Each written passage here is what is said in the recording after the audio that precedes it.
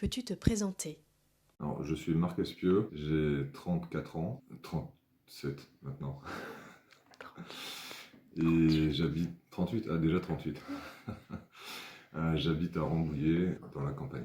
Quand as-tu travaillé sur les chantiers? Et j'ai travaillé sur les chantiers en 2005 et 2006. On a notamment creusé le puits qui est à l'intérieur du coffre, qui fait 7,62 m de profondeur. Comment en as-tu entendu parler? Beaucoup d'amis étaient à la chapelle, et particulièrement Amandine, qui est devenue ma femme d'ailleurs aujourd'hui. Et qu'est-ce qui t'a donné envie de t'impliquer? Beaucoup d'amis, et également Amandine qui est devenue ma femme, donc forcément ça m'a donné envie de m'impliquer. Puis c'est vrai que quand on s'est approché une première fois de la chapelle, on a forcément envie d'y revenir et de s'y impliquer.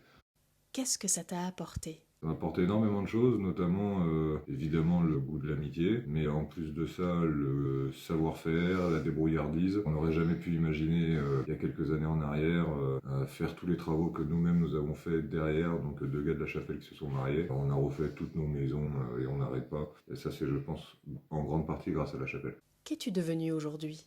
Je travaille dans l'assurance, dans le risque industriel. J'ai maintenant 4 enfants qui sont tous très impatients de rejoindre également les camps de la chapelle. Et tout va bien. Pourquoi venir à l'inauguration du 13 mai? Bah, parce que la question se pose pas, il faut venir. C'est une évidence. Tous ceux qui connaissent, il faut qu'ils viennent pour pouvoir justement voir ce que c'est devenu, comment ça a évolué, qu'est-ce qu'il reste à faire. Et puis tous ceux qui connaissent pas, il faut qu'ils viennent pour être convertis à la chapelle eux aussi, quoi. Et que vas-tu ressentir en revenant à la chapelle après tant d'années? Beaucoup d'émotions, tous les souvenirs, l'amitié, tout ce qu'on a construit. Et puis beaucoup d'espoir aussi pour les générations à venir. Tu nous racontes une anecdote? Oh oui, il y en a beaucoup. Tiens, quelque chose qui est en lien avec le contexte actuel où le pétrole est devenu rare et cher.